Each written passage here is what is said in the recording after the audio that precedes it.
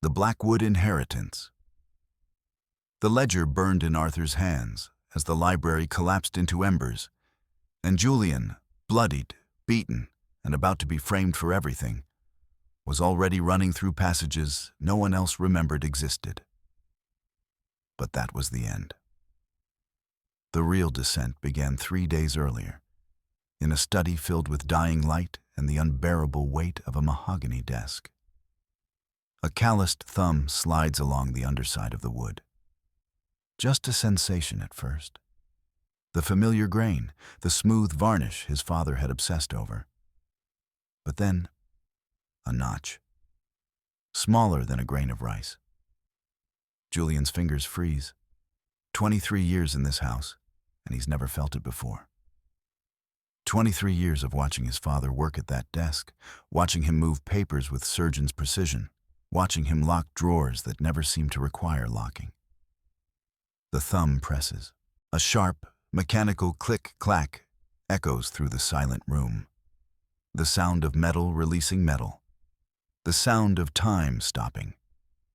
A narrow drawer pops forward from the side panel. 2 inches. Just enough. Julian's hands are trembling now. He can see them trembling, as if they belong to someone else. The dust motes dance in the dying sunlight, indifferent. The grandfather clock in the hallway continues its patient ticking. But the house itself seems to be holding its breath. He reaches into the darkness of the drawer. His fingers find leather first, cool, old leather. He pulls. The ledger comes free, thick, black, bound with brass corners that have tarnished to green. Gold leaf lettering screams across the cover. Accounts, private. Behind it, a cream-colored envelope sealed with red wax.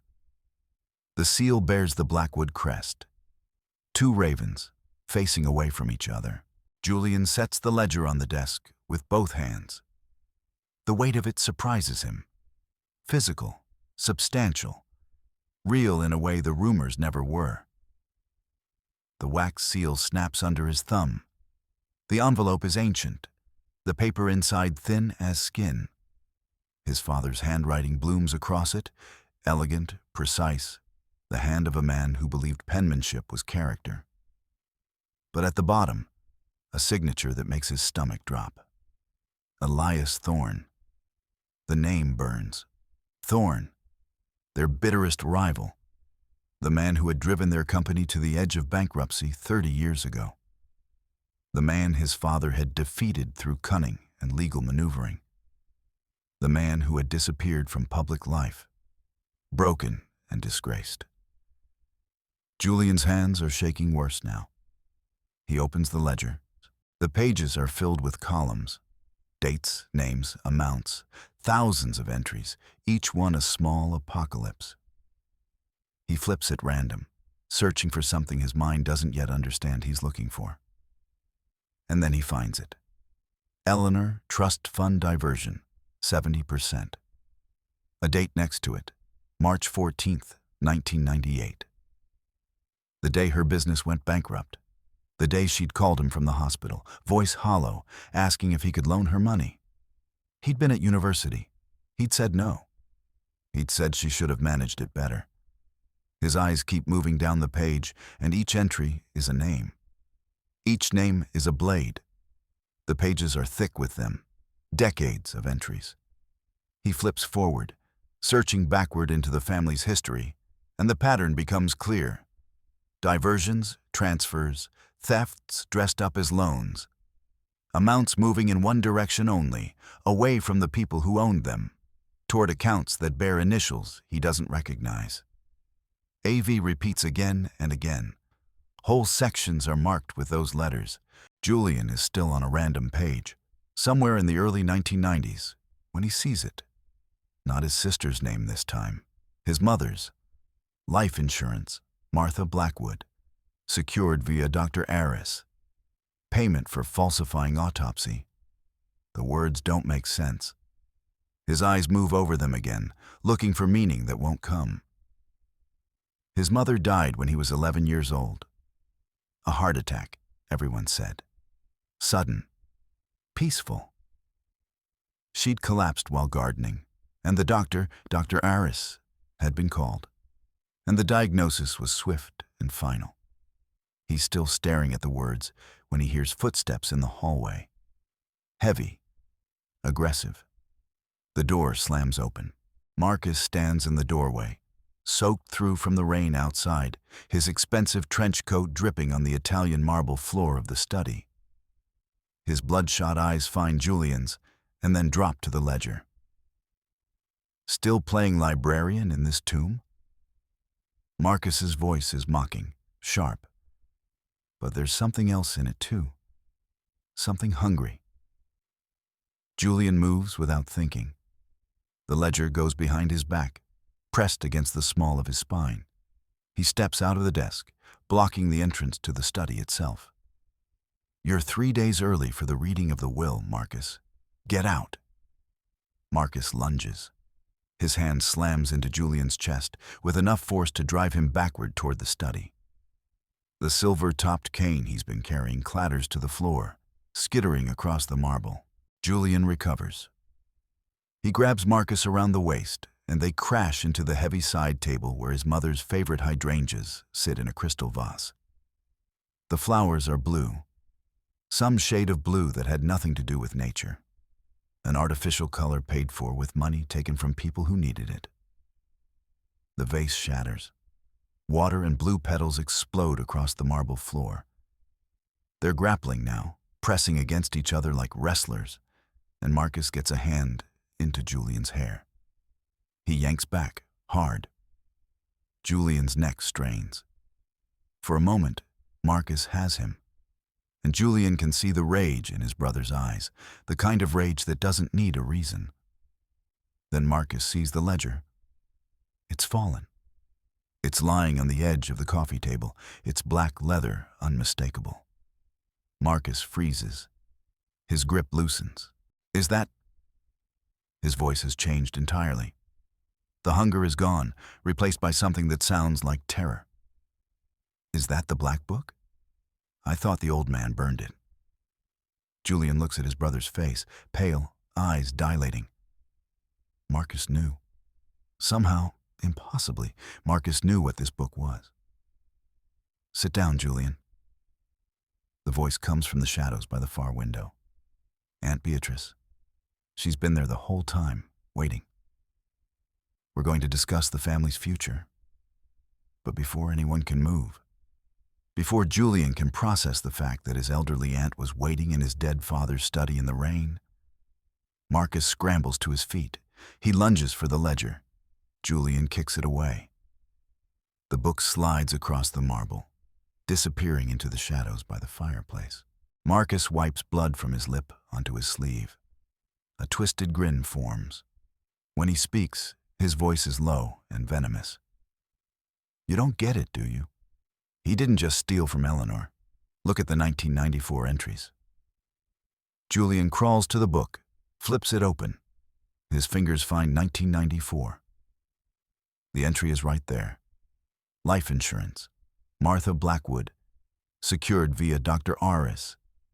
Payment for falsifying autopsy. The rain hammers against the windows now. It sounds like the house is being buried alive. Mother. She didn't have a heart attack. Marcus stands over him, looking down like a predator who's finally cornered its prey. He killed her for the premium to pay off the bank. We're living on blood money, baby brother.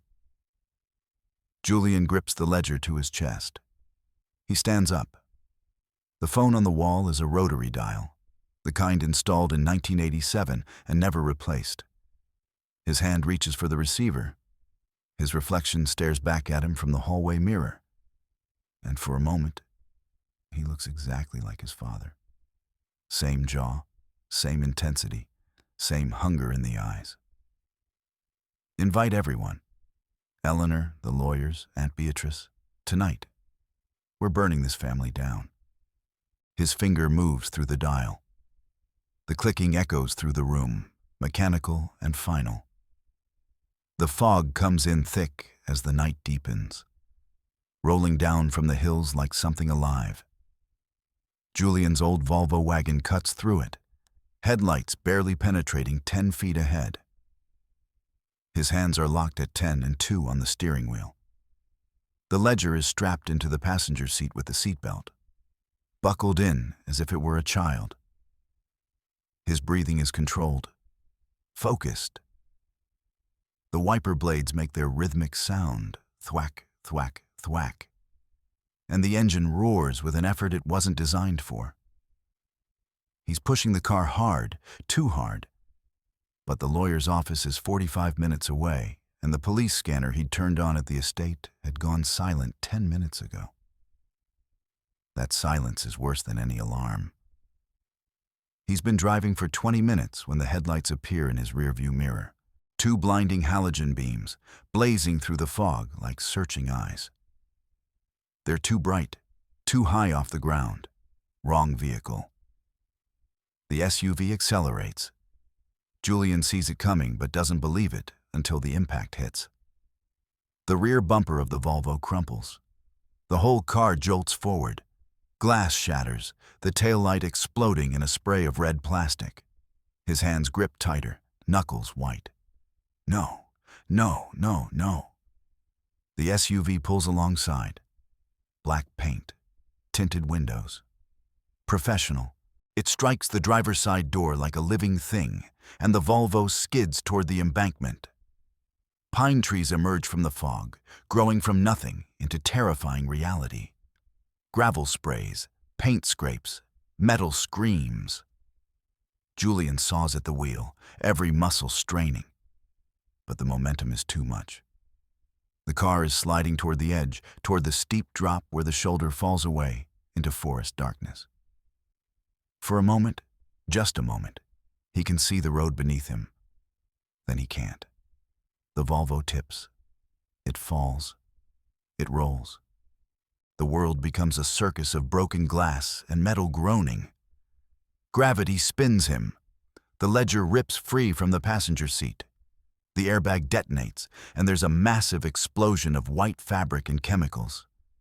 The car hits something solid, an oak tree, thick and ancient and utterly immovable, and stops.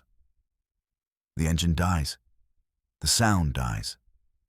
There's only the hiss of steam from the radiator and one headlight spinning, finally flickering out. Julian's hand, bloodied and trembling, reaches for the Ledger. It's fallen into the footwell, partially hidden. The envelope has scattered, pages of his father's handwriting dissolving into the chaos of the wreckage. The Ledger is still there. The gold lettering catches what little light remains. He grabs it. His fingers find the leather. The weight is real. It's real. They know. They know. His voice is hoarse, wheezing. Smoke hangs in the air. The rain pours through the broken windshield, cold and relentless. Julian kicks at the fractured glass, and the windshield collapses outward. He crawls through the gap, feeling the edges tear at his jacket, his skin. The pavement is wet, cold, unforgiving. He pulls himself clear of the wreckage and looks back down the road. The SUV is stopped 100 yards away. The driver's door is open. Someone is walking toward him. The figure emerges from the fog like a photograph developing in chemical solution. Tailored suit, silver cufflinks, the posture of a man who has never been afraid in his life. Arthur Vance, the family's lawyer, his godfather. The man who taught him to ride a horse when he was 6 years old. The man who'd given him his first legal advice at 14.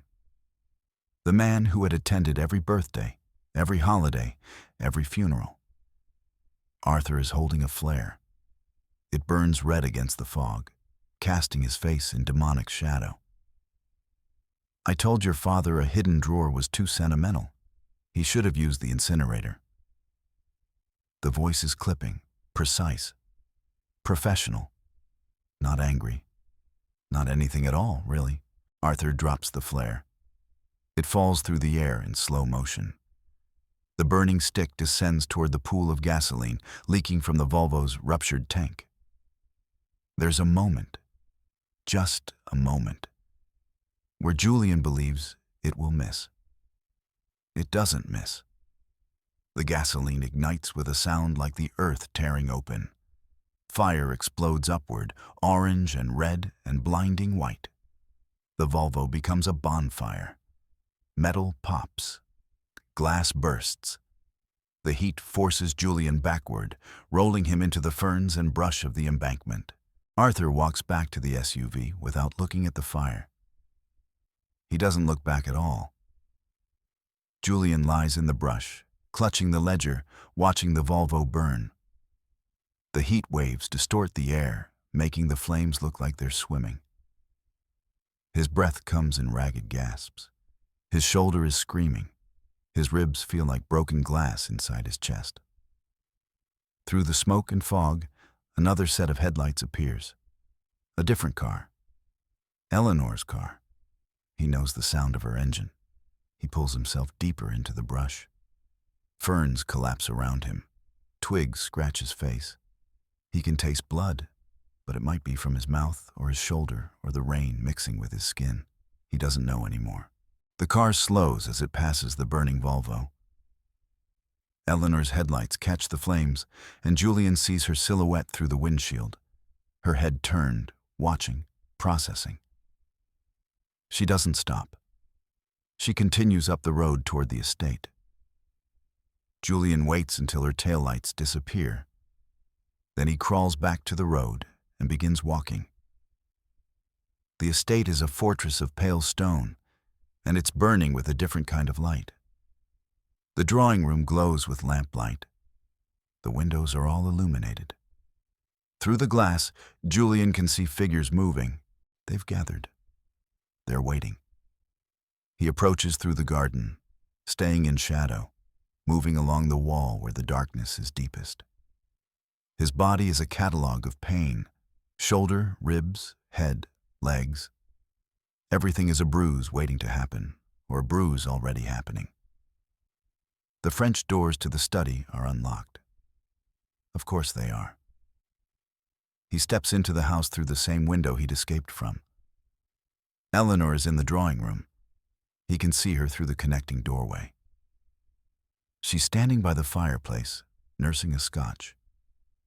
She looks like their mother did in photographs, the ones taken before Julian was born, before the family started dying in pieces. She hasn't seen him yet. He moves to the center of the drawing room and slams the ledger onto the coffee table. The sound is like a gavel, like a verdict, like the end of the world. Eleanor's glass shatters against the floor. "Julian, what happened? Where's Marcus?" Julian doesn't answer. He points to the window instead. Blue and red lights are flickering in the far distance, coming up the drive through the rain. Police. Multiple vehicles. The sirens are still far off, muffled by distance and fog, but they're getting closer. Arthur called the police, reported the car theft. "We have 10 minutes before they're here to take this book." Eleanor's face goes white. She steps backward, away from her brother, as if his proximity has become dangerous. A small sound comes from the corner shadow, the sound of a safety clicking off. Aunt Beatrice stands up from where she's been sitting all along, patient as a spider. In her wrinkled hands, she holds a small silver pistol, a Derringer. It looks like a toy in her grip. But the barrel has a black hole that doesn't look like a toy at all. Her pearl necklace catches the light. "Sit down, Julian. We're going to discuss the family's future before anyone leaves." The sirens are getting closer now. Julian can hear the wail of multiple vehicles. But before he can move, before anyone can speak, Marcus bursts from behind the bookshelves of the library entrance. He's moving fast, desperate, animated by something that looks like rage but smells like fear. He tackles Julian, driving him backward into the glass-fronted bookcase filled with first editions. The impact shatters the glass into 1,000 glittering fragments. Julian uses a heavy law book as a weapon. some legal tome, dense and centuries old, and he swings it like a club. The edge catches Marcus on the side of the head. Blood sprays across the antique pages. Marcus reels back, but he doesn't stay down. He pulls a letter opener from the desk, silver, ornate, sharp as a surgical blade, and he drives it into Julian's shoulder. The pain is a white explosion behind Julian's eyes. He screams. Not the scream of someone hurt, but the scream of someone who has just understood that the world contains violence. He's backing away, and his hand hits the library ladder. He kicks it hard. The ladder slides, and Marcus, lunging forward, misses his second strike entirely. The ladder knocks him off balance. He falls into the fireplace fendering, and his head strikes the iron rail with a metallic clang. Marcus goes limp. Julian stands there, breathing hard, bleeding, watching his brother's body go slack on the hearth rug. Then Arthur's voice comes from the hallway. Well, the prodigal son fights back. Arthur enters with a silenced pistol. He steps over Marcus without looking down. The gun is professional. Military grade, the kind of weapon that exists to solve problems without making noise. He gestures to the ledger, still clenched in Julian's hand. Check the last page, Julian. The one with the invisible ink indicator. Julian's hand moves without his permission. He flips through the leather binding, through decades of handwriting and columns of numbers, until he reaches the final page. The page is blank, completely blank. But Arthur is walking him toward the fireplace, and in the heat of the flames, something appears. New text. Handwriting that is unmistakably Julian's own. His signature. It's authorizing the recent thefts, authorizing Eleanor's embezzlement, authorizing everything. I never signed this. I never seen this. Arthur smiles. It's a beautiful smile. The smile of a man who has played his final card and won everything. Check your pocket, Julian. The one with the tape recorder. Julian doesn't have a tape recorder in his pocket. He knows this. But Arthur is pulling out a digital device, and the screen shows a waveform. Arthur presses play. Julian's own voice emerges from the speakers. Burning this family down.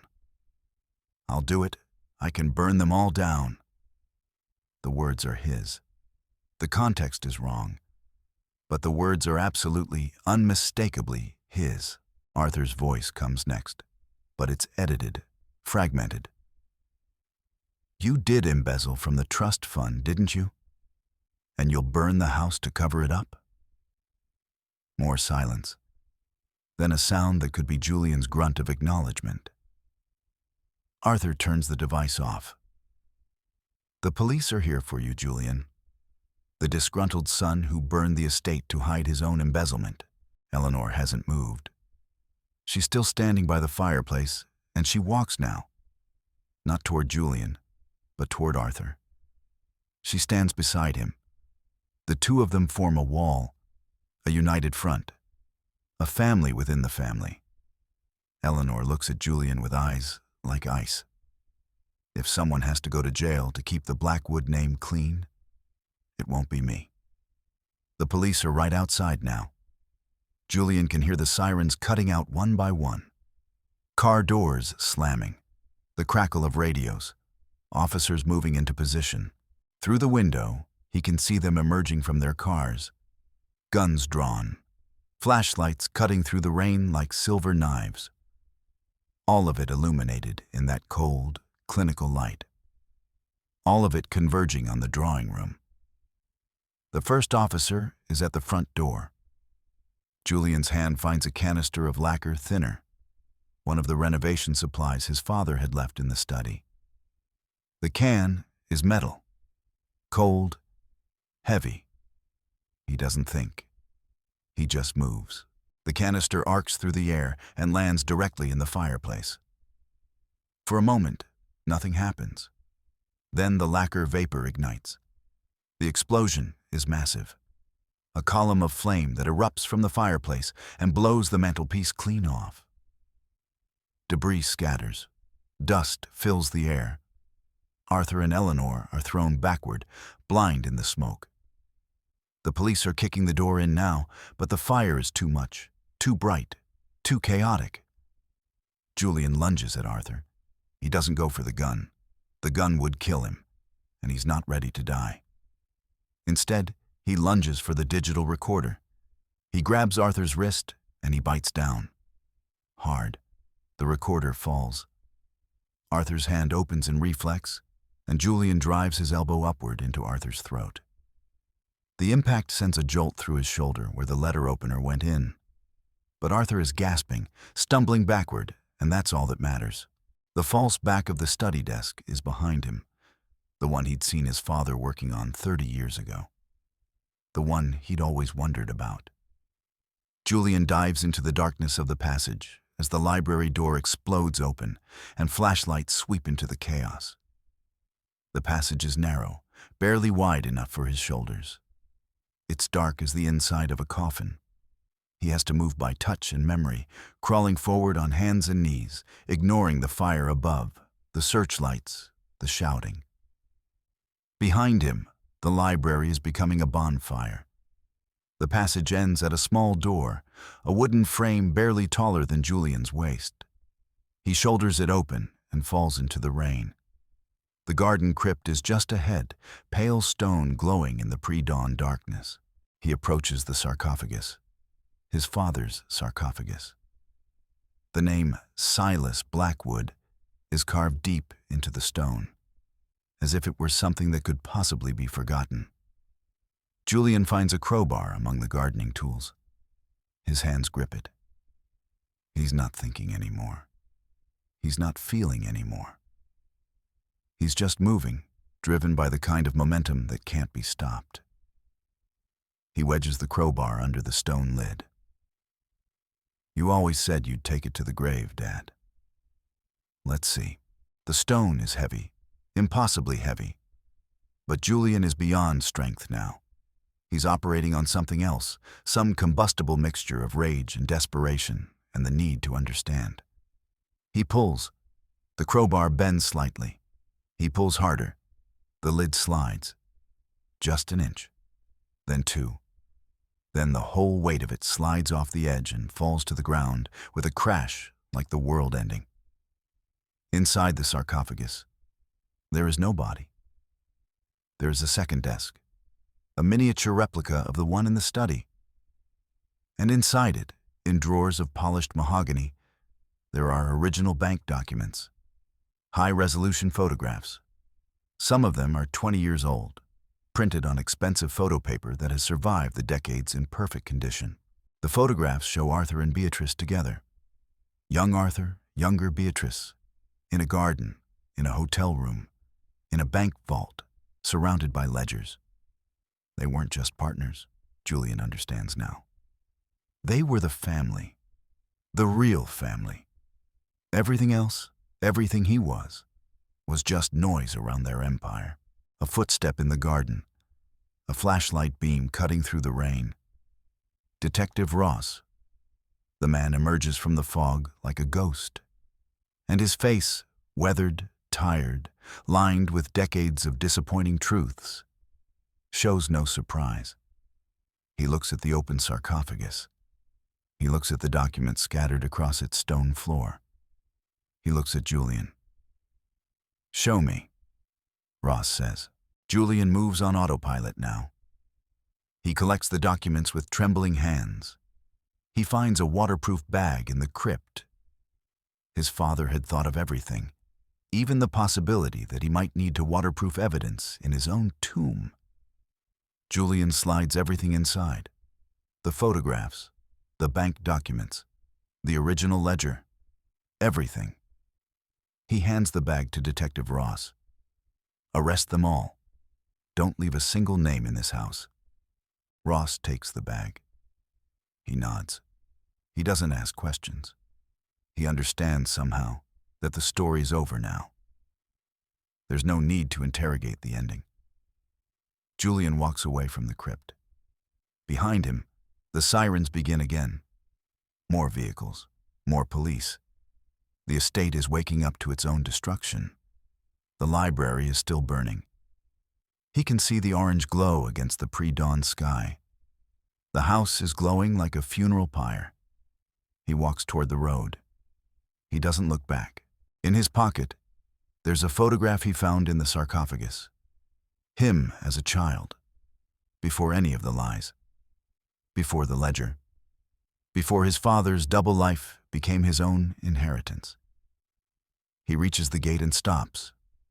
His hand moves into his pocket. The photograph comes out. There's a puddle in the drive. The rain has filled it completely. It's the color of oil, of reflected darkness. Julian drops the photograph into the water. It floats for a moment, the image of the boy rippling, distorting. He steps over it, his boot landing in the center of the puddle. The water closes over the image. The boy disappears beneath the surface. I'm not a Blackwood anymore. The words come out as a whisper, but they're real. They're the only thing in the entire world that's actually true. Julian walks away from the gate. The rain is warm on his face now. Or maybe he's just stopped feeling the cold. The road ahead is empty. The fog is lifting. In the distance, a highway sign glows. He keeps walking. Behind him, the estate is burning down. Eleanor will be arrested. Marcus will wake up with a concussion and a cell in a federal prison. Aunt Beatrice will die in her sleep before trial, but not before singing every detail to the prosecutors in exchange for a lighter sentence that she'll never use.